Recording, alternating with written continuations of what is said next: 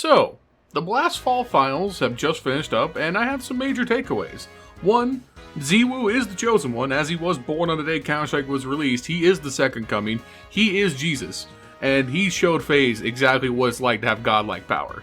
Two, it's really sad that this Faze lineup may not be together anymore. It's been a hell of a run, and I'm really excited to see where they go afterwards. And three, the goddamn meta is on fire and Counter-Strike needs help. I mean, Jesus H. Ziwu, look at these graphs! The map pool is schmacked. Nuke is the most played map, and somehow the most balanced map. Nobody plays Mirage anymore because we're all sick of it. Vertigo's a trash fire. Ancient and Anubis are T Wonderlands, and Inferno and Overpass are CT torture chambers. What the hell is going on? And on top of that, the economy, schmacked. The op, schmacked. Peeker's advantage, schmacked. Is it over? Are we Jover right now? Was Shroud correct? Is CS2 going to be the end of Counter-Strike as we know it? Well, probably not, but that's why we're here. That's why we're here with this video, because today we're going to talk about the issues with the CS2 meta and what I, the humble pleb, think can be done to fix it both in matchmaking as well as at the pro level. So if that sounds interesting to you, make sure you take a second and like the video, leave a comment down below, and subscribe to the channel for more videos just like this, and follow me on Twitch, Twitter, check me out on TikTok. I've been streaming Counter-Strike every single night around 8 to 8:30 Pacific Standard Time at night. Come check me out, and let's get into the video. Alright, so the first major issue with the meta right now is that the combination of Peeker's advantage and the economy makes the game heavily slanted towards the T side. The only exceptions to this are these extreme fortress maps like Inferno and Overpass, where it is so hard to take the bomb sites as the Ts that equalizes the advantage that Ts otherwise have on every other map. When you look at comparatively a map like Ancient, Anubis, or even just Nuke in terms of balance, the Ts tend to have the advantage because they're going to get more buys each half. And even when you break the T-side economy, let's be honest, there's not that big of a gap between something like the Galil and the M4 in terms of lethality. You can argue they're very comparable, the difference being like long-range accuracy and spray control.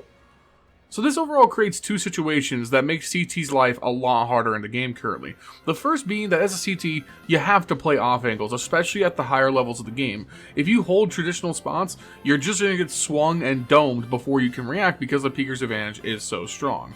There are some situations where you can't even play off angles and you're forced to hold a standard spot and just hope that the other guy misses, which is a very awful feeling. This leads to scenarios where CTs are having to push, play counter aggression, or just play angles that no one would normally set just to try and give themselves a better chance at the guy swinging with an AK or a Galil so that they may win that fight. This puts an extra amount of pressure on the CTs because you can't just rely on playing standard setups anymore. You have to think outside of the box and put more effort into your positioning than you otherwise would in previous metas. Compounding this is our other main issue, and that's economic breakpoints. Flat out, losing a gun round on T is just not that big of a deal, whereas if CTs lose even one gun round, unless they've been winning a disproportionate amount of rounds in that half, the CT economy gets out of control fast. It takes so much to afford everything you need on the CT side that just one loss could be crippling. This then leads to a snowball effect where there are certain rounds in a game that are just so important for the CTs to win that if they lose, the half can sometimes be outright lost right away. And that's mainly the first 3 rounds of the half. These are the most important rounds for CTs for a lot of reasons. One, if you lose pistol, you're forced into a situation where you have to save the round after. While yes, CTs do have access to strong options like the MP9 and the Nova, just like the Ts have the MAC-10 and the Nova, the difference is again, Peeker's advantage plays a huge role. MAC-10s have way better time playing into MP9s because they can swing around the corner at Mach 1 with so much advantage. So if you can afford to force buy in the second round, it's really not in your favor. So you typically have to save. You then come to the third round, and because the CT economy is so bad, you're barely able to afford rifle, full armor, and then a couple of grenades. Again, this is something we've covered previously. That third round buy is super slim, and if you lose this buy, you're sometimes having to double save after because your economy is so broken. It's so slanted against you right now in the CT economy that it often feels like if you lose pistol and then you lose the third round, you're conceding sometimes 5 or 6 rounds of the half right away, because you're just spending so much time recovering your economy. And at that point, you're never getting to a 4 ops unless you start going on a win streak. If you start win trading with the T's and reset your loss bonus, it's even worse. There's just so much going against you, where at any point on the opposite side, T's just don't have to do that much to save and recover their economy in comparison. So what can be done to remedy this issue? I think there's 2 main paths Valve could take. One is an adjustment to how loss bonus works. So I'm quickly going to cut myself off in my own video because it turns out I'm an idiot and was using the wrong loss bonus numbers for everything I was about to say, which thankfully I caught during the editing process to not make myself look like more of a fool than I already do on a daily basis. So instead, I'm going to come here with correct math and explain why the loss bonus still sucks for the CTs. You see, pistols don't abide by normal rules. The pistol round starts on its own loss bonus tier. If you lose the pistol round, you get $1,900 as opposed to $1,400 if you were starting from a 0 loss bonus.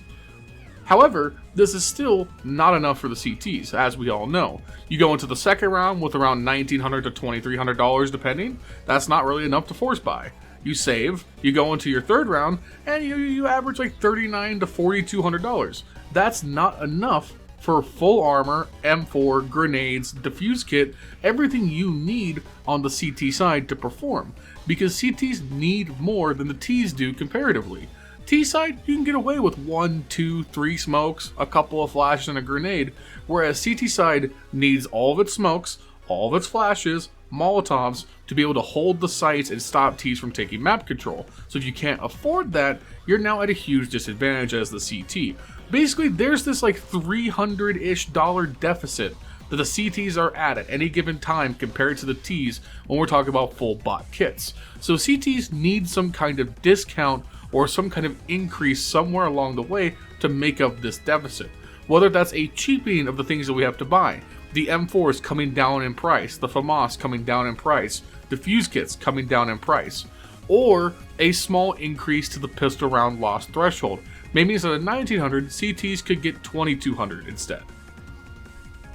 Regardless, somewhere along the way this deficit has to be made up for CTs to have a chance in the current economic landscape. Right now, double saving in an MR12 format is awful. It is the worst possible option, so you never want to do it unless you absolutely have to. And there are sometimes, unfortunately, where the CTs have to double save. And right now, Ts are never, ever, ever, ever in a position where they need to double save. They are always one save away from AK, armor, Galil, armor, and that is good enough to deal with the CTs, and that is the big problem. Anyway, back to Lion from the past to finish this commentary. Now, of course, that's only one part of the problem. This doesn't fix the Peeker's advantage issue at all. However, that just feels like something that's just going to be adjusted over time as Valve fine-tunes the hit reg and the sub-tick system. Let's be honest, compared to when CS2 came out, the hit reg and responses of the game is significantly better, so I can only hope that over time we get back to a point where there's more parity to how Peeker's advantage used to feel in CSGO, and that will naturally fix this issue over time. Now, the other big issue, the map pool, I think is a much more straightforward thing to solve, and that's that the map pool needs a shakeup. We've had the same competitive map pool for a while now, and I think it's ready to see some updating. The big things are, I think Mirage is just outdated at this point. It's the oldest map remaining in the pool. We've been playing the same old Mirage for years. It just needs something new. It needs a rework, it needs a facelift, it just needs something to freshen it up, or it just needs to go away for a little bit for another map. Obviously, I've touched on this in my premiere video linked up above, but it could be time to shake it up and add in some new maps. There's always that rumored cobblestone rework that we were seeing during the CS2 beta. That could be a nice change. I would like to see the return of Train, Cache, Season, Tuscan. All of these maps I think should be rotating in and out frequently with the premiere seasons, and we could see stuff like Vertigo, Ancient, Anubis take a break here and there. But mainly the two biggest maps that I think are needing to go right now for the health of the game to be a lot better are Vertigo and Mirage. These are the least popular maps in the pro play. They feel like the least popular maps in matchmaking as far as my personal anecdotal data goes, and they're the maps that I myself enjoy the least. I'd like to see those rotate out for something new to freshen up the game. Alongside that, I think Ancient and Anubis are good maps, but they need some tweaks. They feel like they are overreactions to kind of the overpass style of map design that were these CT fortresses that were very hard to push. Meaning that we have these very small, compact maps that are very easy for Ts to push bomb sites very quick and make it so the CTs are constantly in a retake scenario. These bomb sites are super tough to defend, especially B site Anubis and A site Ancient, I find to be incredibly hard to defend and incredibly hard to retake because of how fast the Ts can just burst into the site and take control. I don't know what you would do specifically to tweak these, but I think Valve should be open to giving CTs a few more options on these maps to bring them closer to parity. I think right now the golden benchmark for maps in CS2 is Nuke. Nuke is an equal opportunity map, and that's a weird thing to say considering Nuke's history. But right now, if Ts have good strats and good coordination, they can take map control, they can take sites, they can exploit CT vulnerabilities. And vice versa, the CTs have enough room to hold, push, pinch, take their own map control so they can counter some of the inherent strengths that Ts carry in the meta right now. And I think we see that borne out in the data. Nuke is the most even map in pro play in the last few tournaments, and honestly when I play it in Premier, it feels that way too, where it never really feels like a deficit is just that far behind because one side is stronger than the other. It really feels like Nuke is the golden child. We should be trying to get maps to feel like Nuke in terms of opportunity, and that's what I would like to see going forward. But that's just my opinion. Let me know what you guys think of the CS2 meta right now in the comments down below. What do you think is hurting? What do you think needs to be changed? Weapon balance, map balance, economy. Let me know and I'll be responding down below. Make sure you guys check me out on Twitch, Twitter, TikTok, linked in the description down below. And I'll see you soon with another video.